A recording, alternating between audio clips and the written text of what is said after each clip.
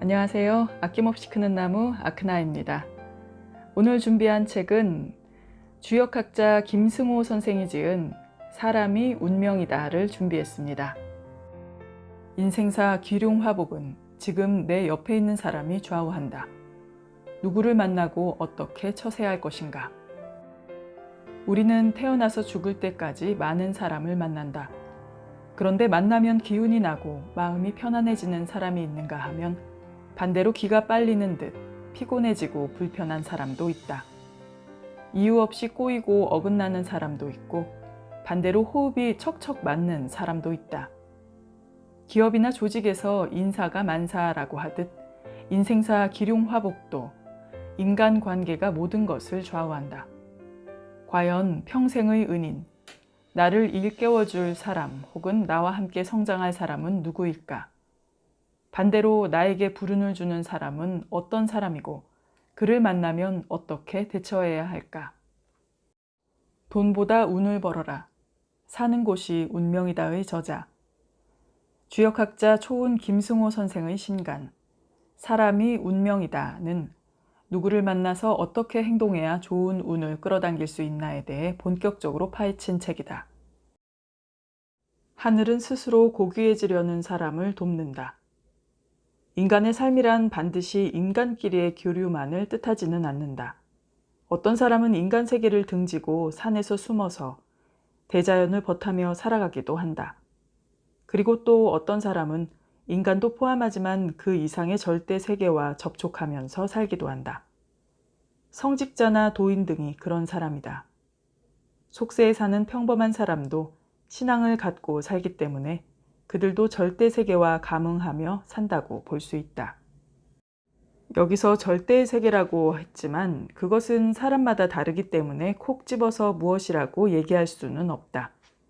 절대 세계는 사람에 따라서는 도라고 할 수도 있고 신이나 부처, 마호메트, 공자, 예수, 천지신명, 알라신, 제우스 등으로 불릴 수도 있을 것이다. 여기서는 그저 간편하게 하늘이라고 해두자. 하늘은 생과 사를 초월한 삶의 근원에 속한 절대 가치일 것이다. 우리는 인생에서 절대로 그러한 존재를 배제할 수 없다. 신이 없다고 주장하는 사람도 암암리의 절대 가치를 인정하고 있을 것이다. 그것도 결국 하늘이다.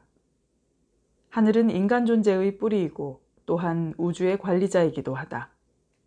그렇기 때문에 우리는 하늘과 함께 살아간다고 볼 수 있는 것이다. 먹고 사느라 바쁠 때는 현실에서 하늘의 존재를 자주 잊곤 한다. 하지만 불현듯 하늘의 존재를 느끼는 순간도 종종 있다. 가령 어떤 사람이 양심이란 것을 생각하고 있을 때 이는 곧 하늘이고 최고의 가치나 떳떳함을 얘기할 때도 그것이 바로 하늘이다. 사람이 항상 하늘만 생각하는 것은 아니지만 하늘을 완전히 배제하고 살지는 못할 것이다. 조폭세계에 의일이라는 말이 있는데 실은 이것도 하늘과 다르지 않다. 어떤 사람이 남들 몰래 골목에 쓰레기를 잔뜩 내다 버렸다고 하자. 들키지만 않으면 사람들로부터 지탄받지도 않고 친구를 잃는 것도 아니다. 남의 돈을 슬쩍 훔쳐도 영원히 걸리지만 않으면 출세에 지장이 없다. 혼란한 틈을 타서 번번이 친구에게 밥값 계산을 미루어도 인간관계에 큰 지장을 주지 않는다. 공원에서 수돗물을 틀어놓고 가버리거나 아무데나 침을 뱉거나 도로에 껌을 버리거나 친구에게 거짓말을 하거나 공원에 있는 꽃나무를 파서 집으로 가져가거나 함께 먹는 사람들을 배려하지 않고 맛있는 음식을 자신 앞에 당겨놓고 싹싹 긁어먹거나 하는 등 그 어떤 비겁한 짓도 들키지만 않으면 그만인가. 그렇다고 생각하고 살아가는 사람은 필경 불행한 운명을 맞이하게 될 것이다. 그토록 재수없는 사람을 하늘이 그냥 내버려 두지 않을 것이다. 그뿐 아니다. 이 세계는 하늘이 직접 관리하지 않더라도 자정 능력이 있어서 우주에 해로운 영향을 주는 사람을 퇴출시킨다. 반면 세상을 이롭게 하는 자는 인간 세상이 그것을 몰라줘도 반드시 하늘로부터 복을 받게 되어 있다. 그렇지 않다고 생각하는 사람은 이제부터 온갖 재수없는 짓을 다 하면서 행운이 찾아오는지 불운이 찾아오는지를 실험해봐도 좋다. 자식에게 그렇게 해보라고 가르쳐도 좋다. 사랑하는 사람에게도 그런 짓을 해보라. 좋은가 행복한가? 큰 이익이 생길 것 같은가? 미친 짓이다. 크게 보면 세상은 모든 것이 제대로 되어 있다. 인생을 살아가면서 절대 잊어서는 안 될 것이 바로 이것이다. 인간은 마약 중독자처럼 눈앞의 이익에 미쳐서는 안 된다. 정정당당하게 살아가야 하는 것이다. 정정당당. 이것이야말로 인간의 품위를 높이는 것이다. 그런 사람이 마침내 행복해지는 법이다. 항상 꼴사납게 행동하면서 행운을 기댈 수는 없다. 꽃에 나비가 날아들듯 아름답게 살아가는 사람에게 행운이 날아들게 되어 있다. 요점은 간단하다. 하늘이 보기에 좋은 사람, 공동체에 이익을 주는 사람이 되라는 것이다. 다만 어떻게 처신해야 하는지 잘 모르는 경우가 있을 수도 있다. 그러기에 항상 자신의 인격 수준을 높이도록 노력해야 한다는 것이다. 세밀한 것도 놓치지 않아야 한다. 남들이 알아주기만을 기대해서는 안 된다. 스스로 고귀한 사람이 되어야 한다. 인간에게 굳이 보상을 바라지 않는 위대한 행동을 유인지정이라고 하는데 하늘은 절대 그런 사람을 놓치지 않는다. 기어코 상을 내려줄 것이다.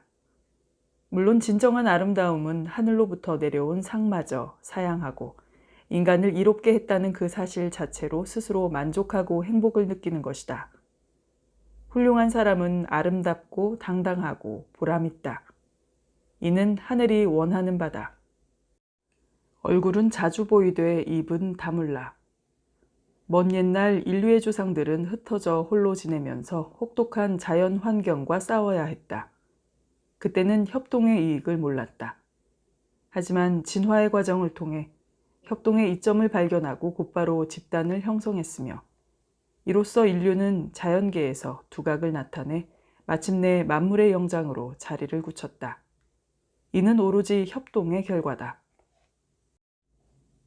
인류의 힘은 세 가지로 나누어 볼 수 있는데 첫째는 당연히 지능이고 둘째는 손으로 무언가를 만들 수 있는 능력이며 셋째는 협동의 힘이다. 이 중에서 협동은 마지막에 진화한 것으로서 현재까지도 맹렬히 발전하고 있다. 다만 인류가 아직까지 인구 전체를 하나로 묶는 협동정신을 발휘하지 못하고 있다는 사실이 애석할 뿐이다. 협동의 심오한 원리는 간단히 말할 수 없다. 하지만 모든 집단에서 협동이 필요하다는 사실은 누구나 잘 안다. 국가, 회사, 가정 등 어디서든 마찬가지다. 인간은 2명 이상 모이면 즉각 협동의 필요성이 생긴다. 그렇기 때문에 협동하는 법을 알면 인간관계도 쉬워진다. 직장에서의 인간관계를 살펴보자. 어떻게 행동하는 것이 옳은가? 어떻게 협동해야 나의 운을 좋은 쪽으로 발전시킬 수 있는가? 큰 틀에서 생각했을 때 구체적으로 어떤 정신을 갖춰야 하는가? A는 세상에 태어난 지 40년이 넘었다. 이 사람은 군대도 갔다 오고 좋은 대학도 나왔고 아주 좋은 직장에 취직도 했다. 건강하고 잘생겨서 매사가 잘 풀려나가고 있었다. 그러던 중 심상치 않은 일이 발생했다. 직장의 후배가 A보다 먼저 진급한 것이다. 처음엔 대수롭게 생각하지 않았다. 그러나 또 다른 후배가 먼저 진급하자 A는 기분이 안 좋았다. 하지만 자신을 위로할 수밖에 없다. 이제 내 차례가 오겠지.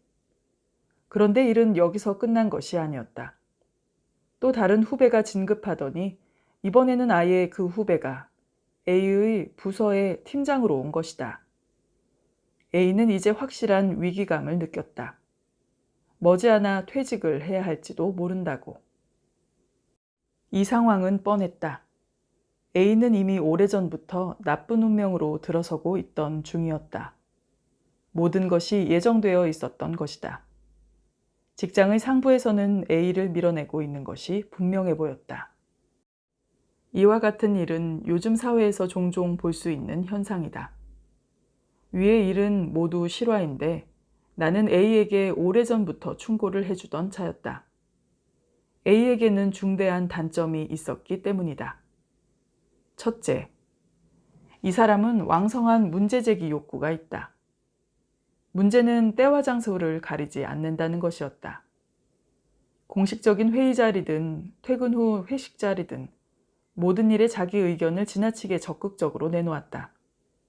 아주 세세한 부분까지 자신의 생각을 주장했고 남이 자신과 같은 의견을 내놓으면 그것을 한 번 더 설명하기 위해 또 나서곤 했다.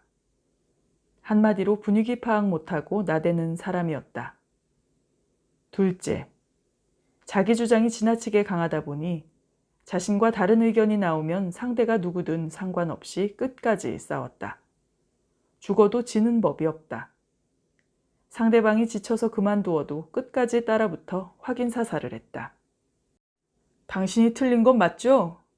팀장님이 틀린 거예요. 아셨죠? 하면서 말이다.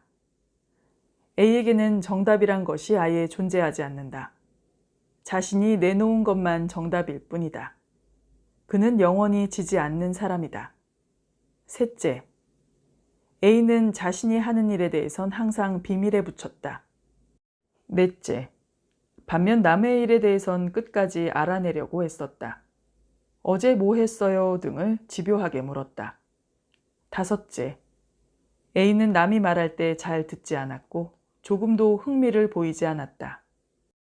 여섯째, 상사가 일을 시키면 절대 시키는 대로 하지 않았다. 더 좋은 방법이 있다며 어떤 일에도 자신의 뜻을 굽히지 않았다. 그래서 주변 사람들은 이 사람을 움직이게 하느니 차라리 설악산을 옮기는 게 쉽겠다고 혀를 내두를 정도다. 이런 사람과 누가 협동할 수 있을까? 여러분 같으면 A와 사귀고 싶겠는가? 부하로 쓰겠는가? 상사로 모시고 싶은가? 도저히 함께 일할 수 없다. 지시도 통하지 않고 가르칠 수도 없다. 이런 사람은 내 인생에 안 나타나 주는 게 가장 고맙다. 세상 일은 협동이 필요하다. 나만 옳다고 주장하면 그 조직은 제대로 굴러갈 수 없다. 조직에서의 인간관계는 남의 의견을 먼저 받드는 것으로 시작해야 한다. 특히 윗사람의 의견은 완전히 틀린 것이 아닌 한 일단은 따르고 봐야 한다. 의견을 내는 데만 열을 올리지 말고 경청하고 따르는 데 신경 쓰라는 말이다. 내 의견이 아무리 좋은 의견이라도 먼저 내 것만 주장하지 말고 남들이 인정해 줄 때까지 기다리는 것이 좋다. 그 이유가 무엇일까? 세상에 필요한 것은 통합과 질서지 정답이 아니기 때문이다. 여럿이 모이면 대개는 제대로 된 길을 찾아가게 되어 있다. 그것이 집단의 힘이다.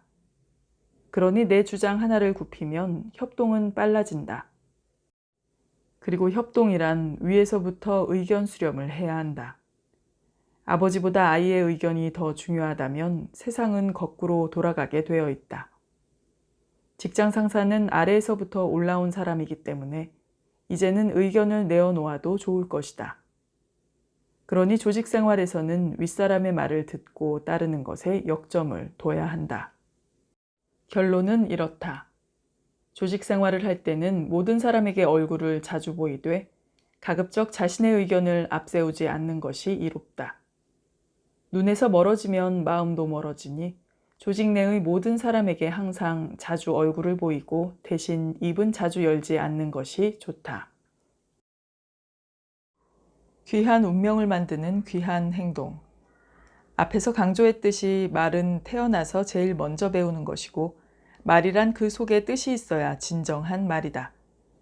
나중에 지키지도 않을 헛소리를 자꾸 하다 보면 하늘 아래 그를 믿어주는 사람은 점점 줄어들고 결국 완전히 고립된다.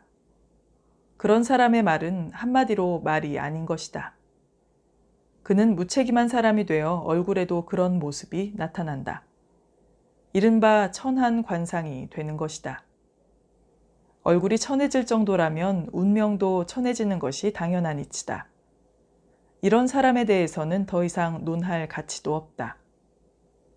이제 빈말하는 사람 말고 제대로 된 사람에 대해 얘기해보자.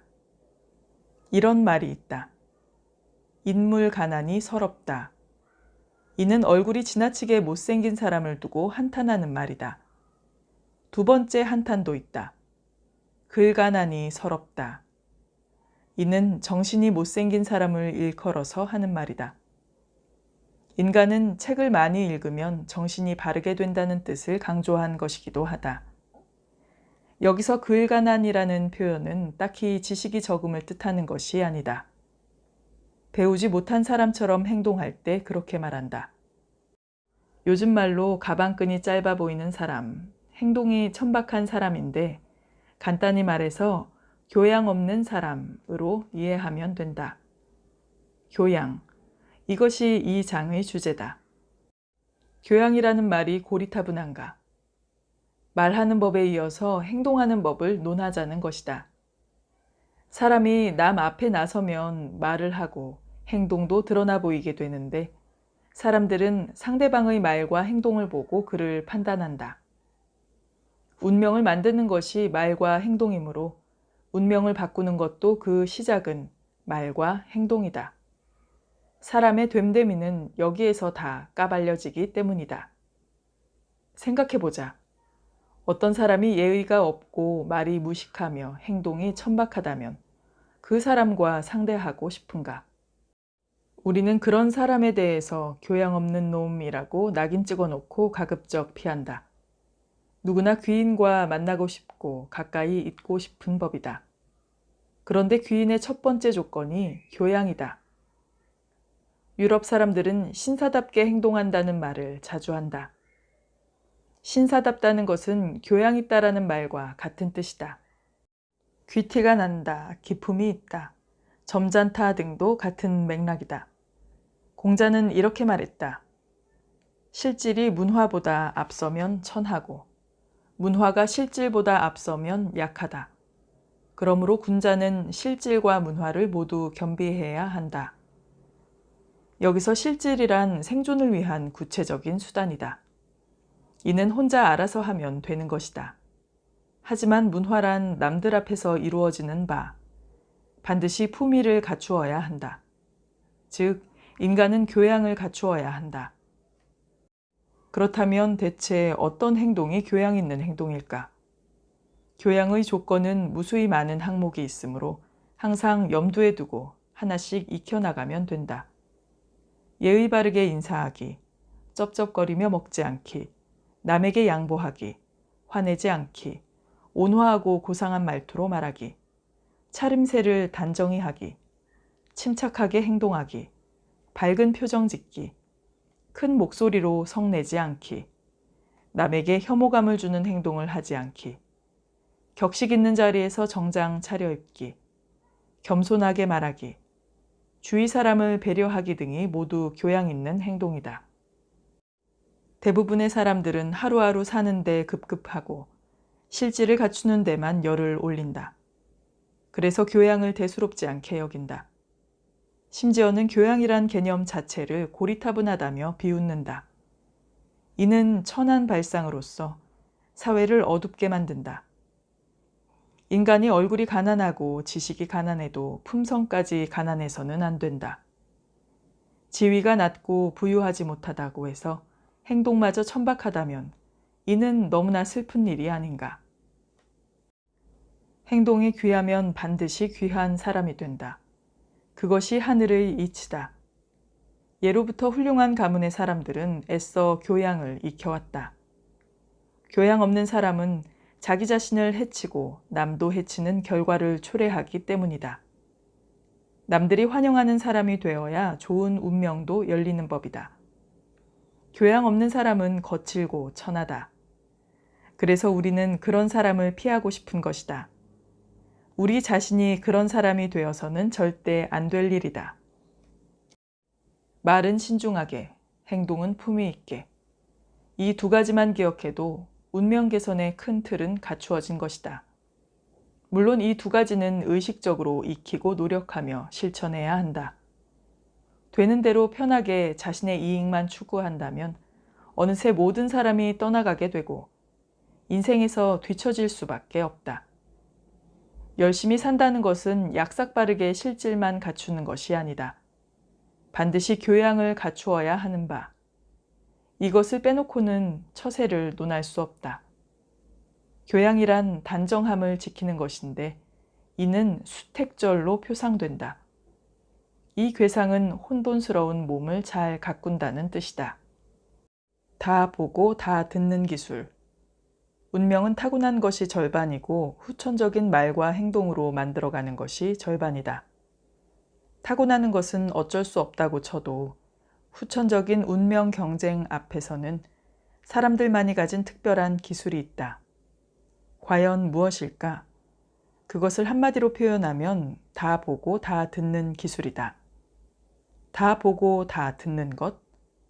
예를 들어 설명하자. 내가 앉은 좌석 주변에 10명의 사람이 있다. 회의라도 좋고 회식 자리라도 좋다. 이곳에서 시간을 보내는 동안에는 그들 모두를 잘 살펴야 한다. 사람이 사람 앞에 있으면서도 그를 살피지 않는 것은 큰 문제다.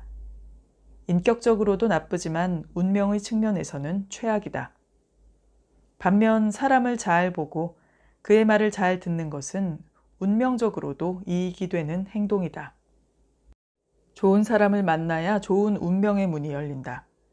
그러니 사람을 만나 그 앞에서 하는 나의 행위가 매우 중요하다. 이런 자리에서 남을 살피지 않으면 이는 귀를 막고 눈을 감는 것에 다름 아니다. 인간을 만나면 그의 말을 듣고 그의 행동을 먼저 봐야 하는 것이다. 처음에는 그저 세심한 주의를 기울이는 것으로 시작해도 되겠지만 나중에는 모든 사람의 말과 행동에서 그 내면의 뜻까지도 파악할 수 있어야 한다. 매사에 사람을 살피는 습관.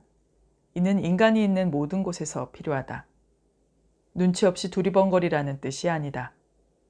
사람을 살피는 일은 유난스럽게 표를 내지 않고도 얼마든지 가능하다. 축구선수는 경기장 안에 있는 모든 사람을 살핀다. 교단에 오른 선생은 교실의 모든 학생을 본다. 많이 보고 많이 들을 수 있으면 그것이 바로 그 사람의 실력이다. 어떤 사람은 단둘이 만났을 때도 바로 앞 사람 말을 듣지 않고 표정도 살피지 않는다. 앞에 앉은 사람은 도대체 무엇이란 말인가? 옛 선사가 말했다.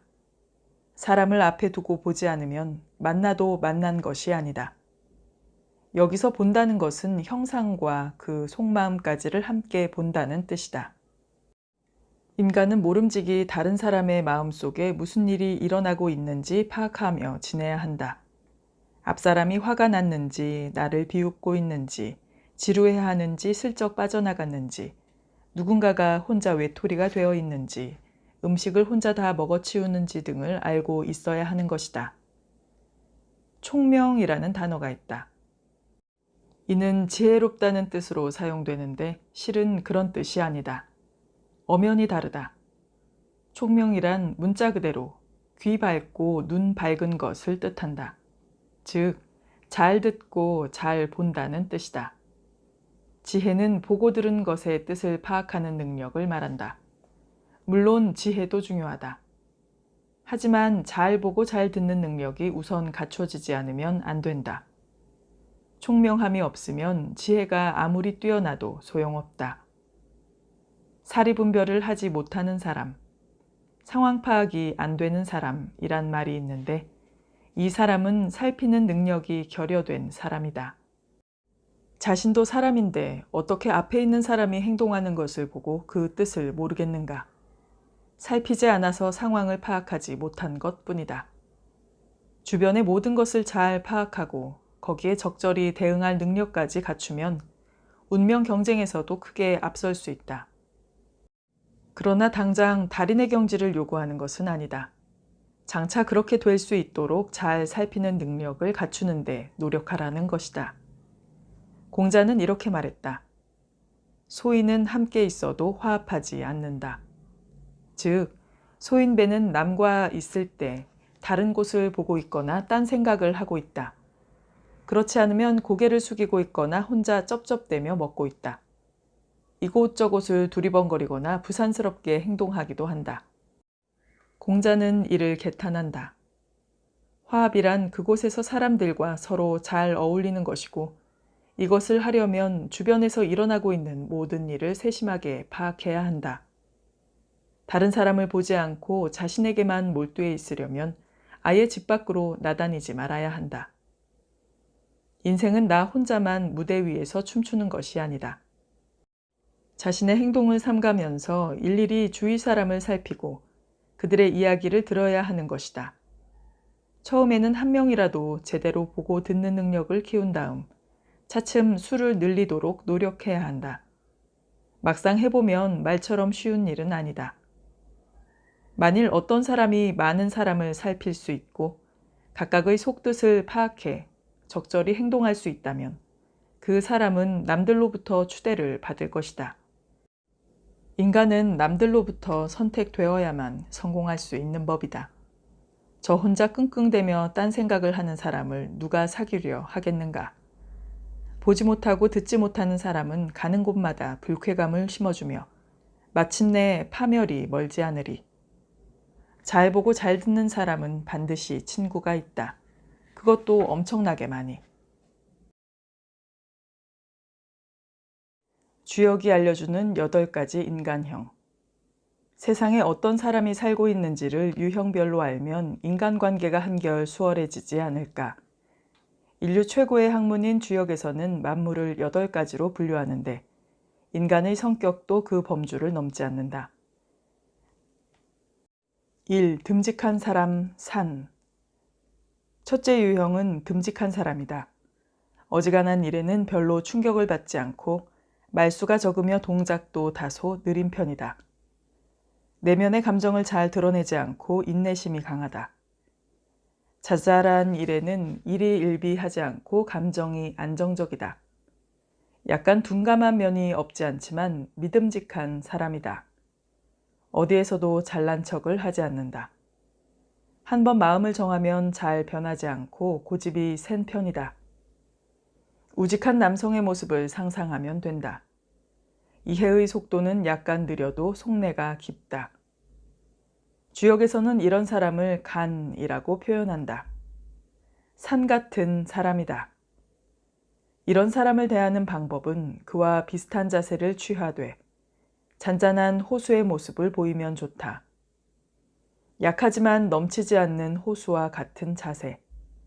그리고 투명한 사람을 좋아하기 때문에 솔직한 모습을 보이는 게 좋다. 2. 침착한 사람, 택.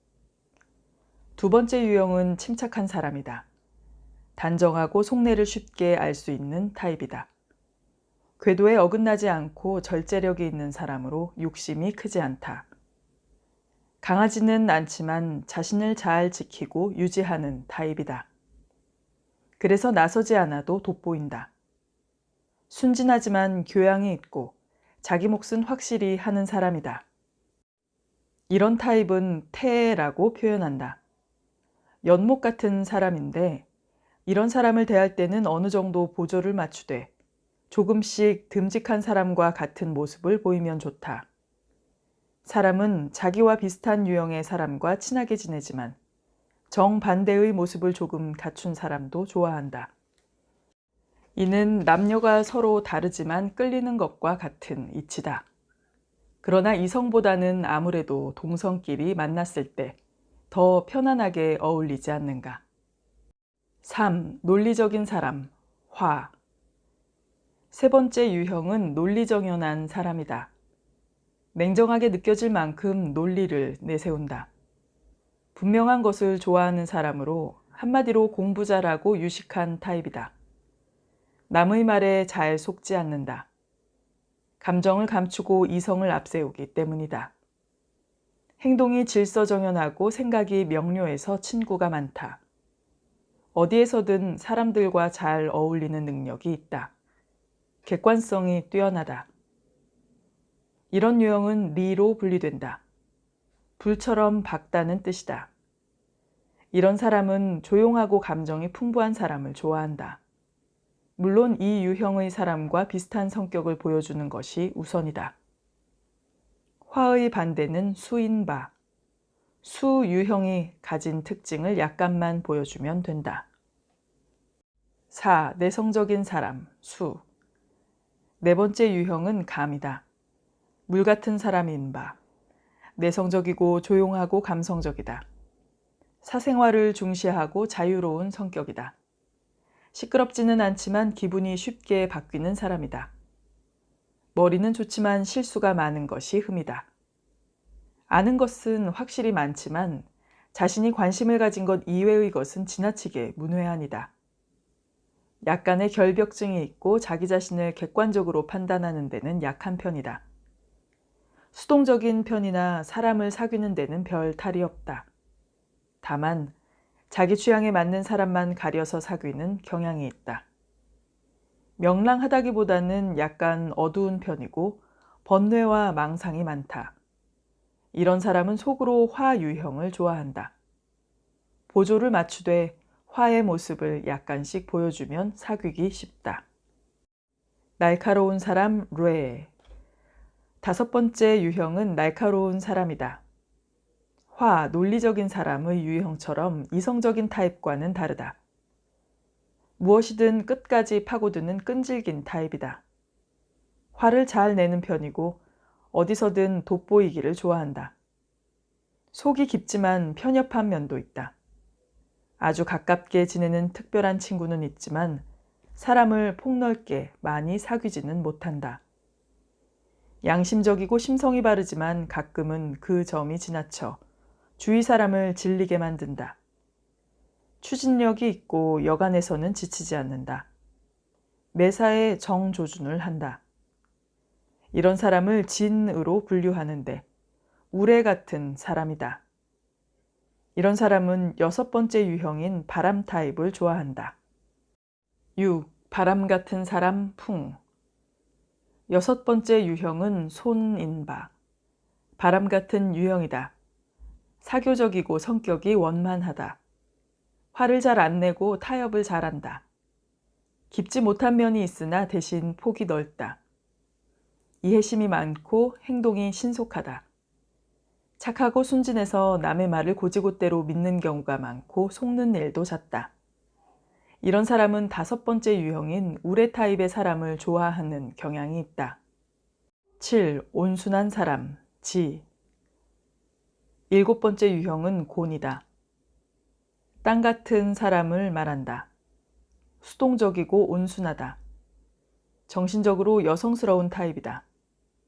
앞에 나서지 않는 편이고 매사에 긍정적이다. 성격 좋다는 말을 많이 듣는다.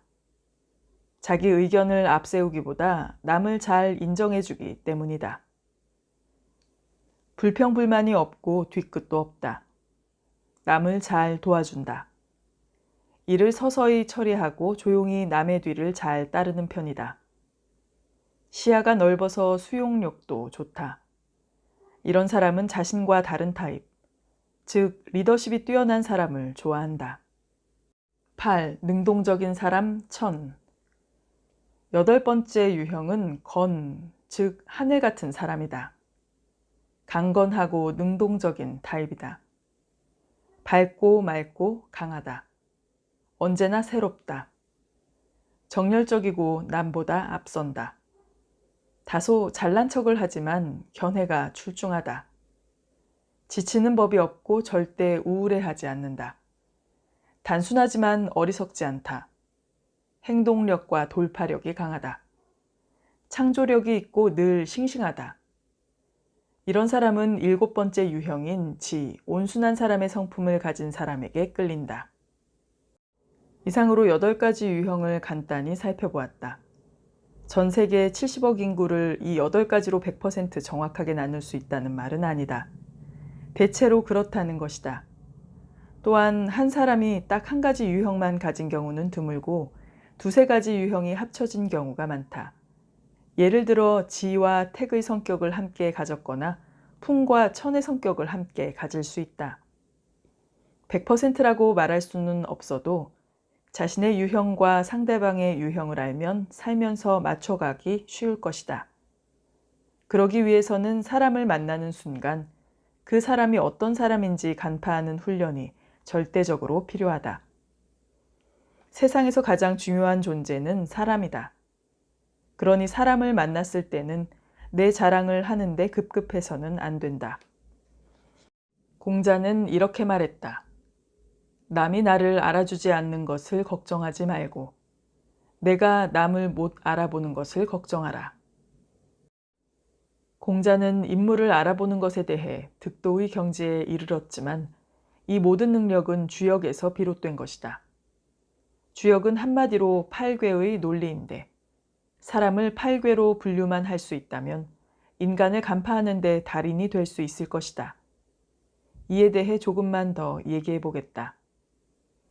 어떻게 인간을 8가지 유형으로 파악할 수 있을까? 이는 주역을 전문적으로 공부하지 않은 사람에게는 다소 힘든 일일 수 있다. 하지만 걱정할 것 없다. 간단한 훈련으로도 가능하다. 앞에 사람이 있다. 이 사람은 어떤 사람일까? 이럴 때는 8가지 사물과 비교해 보면 된다. 그 사람이 산 같은 사람인가, 아닌가? 굳건하고 듬직한 것이 산이다. 산과 비슷한가 아닌가를 상상해 보라는 것이다. 딱히 맞아떨어지지 않으면 다음으로 넘어간다. 이 사람은 산이 아닌 것 같은데 그렇다면 연못 같은 사람인가? 연못은 잔잔하다. 이 사람은 고요하고 침착한가 아니면 넘어간다. 세 번째는 화 유형인데 불이라고 하면 다소 어려울 수 있다. 그저 논리적이고 이성적이고 조화로운 사람인가를 살펴보면 된다. 이 사람이 논리적인 사람인가 아니면 네 번째 유형으로 넘어간다. 네 번째는 수 유형이다. 이 유형은 감정적인가 아닌가를 따져보면 된다. 쉽게 말해 다혈질인가를 생각해 보면 되는데 물이 출렁거리듯 감정이 출렁거리는 사람이 바로 네 번째 유형이다. 네 번째도 아니면 5번째 유형인 뢰의 성질을 떠올려 본다. 우뢰, 어디든 파고들고 화를 잘 낸다면 딱 우뢰다. 그렇지 않다면 6번째 유형인 풍의 특징을 살펴본다. 풍은 바람인데 시원시원하고 마음이 넓으며 외교적인 사람이다. 아니면 7번째로 넘어간다. 7번째 유형은 긍정적이고 유순한 지 유형이다. 여성적인 성품을 갖춘 사람이다. 남자도 이런 성격을 가진 사람이 있는데 당연히 나쁘지 않다. 지도 아니면 마지막 8번째 유형인 천의 특징을 떠올려 본다. 천은 강건하고 지치지 않으며 창조적인 사람이다. 리더십을 갖춘 사람은 천의 유형이라고 보면 된다. 인간은 8가지 유형 중 하나이거나 몇 가지를 동시에 갖추고 있다. 이 모두를 비교해 봤는데 그 중에 하나도 비슷한 게 없다면 처음부터 다시 해보면 된다. 그렇게 하다 보면 비슷하게나마 유형을 맞출 수 있을 것이다. 지금까지 사람이 운명이다 부분 낭독이었습니다. 오늘도 귀한 시간 내셔서 아크나의 오디오북 함께 감상해 주신 여러분 감사드립니다. 또 좋은 작품으로 찾아오겠습니다. 감사합니다.